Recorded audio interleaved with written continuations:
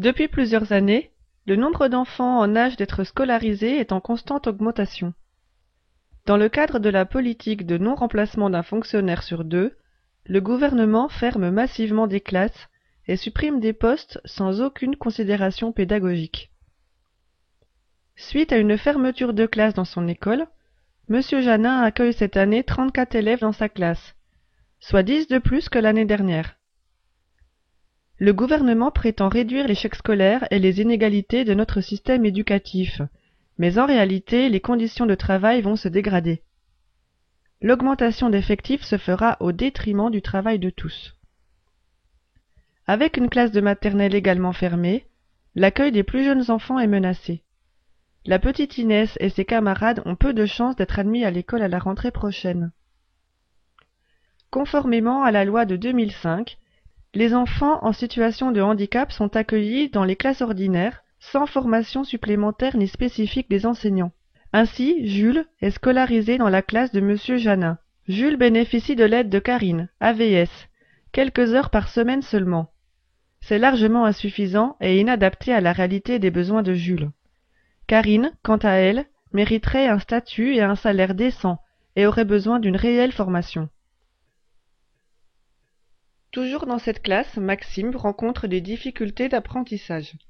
Jusqu'ici, il pouvait bénéficier de l'aide de Madame Villemin, enseignante spécialisée du RASED, qui apportait un soutien spécifique. Aujourd'hui, de nombreux postes de RASED sont supprimés. C'est d'autant plus grave qu'avec une classe surchargée, les élèves de M. Janin sont fragilisés, et ceux qui perdent pied sont de plus en plus nombreux. Quant à Thibaut, c'est d'une orientation dans une structure spécialisée dont il aurait besoin. Une classe à effectif réduit, avec un enseignement adapté. Mais faute de place, il devra poursuivre sa scolarité en échec scolaire dans la classe de M. Janin.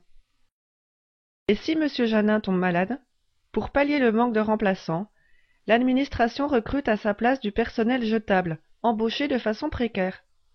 Il peut s'agir de retraités, comme M. Philibert. Vu la situation, celui-ci ne restera pas longtemps et sera à son tour remplacé par M. Genevois, chômeur surdiplômé sans aucune notion de pédagogie. Dans ces conditions, les élèves sont privés d'enseignants qualifiés. Cela n'est pas sans conséquence sur les conditions d'apprentissage. Parents, enseignants, syndiqués ou non, se rassemblent en collectif pour empêcher la casse de l'école républicaine et laïque. Ils informent, alertent, manifestent, écrivent aux élus, font signer des pétitions. Prenez part aux initiatives proposées pour que cessent les fermetures de classes, les suppressions de postes, la dégradation des conditions de travail de vos enfants. L'éducation n'est pas une marchandise. Cela coûte, mais c'est l'égalité et la possibilité de réussite pour tous qui est en jeu. Rejoignez-nous.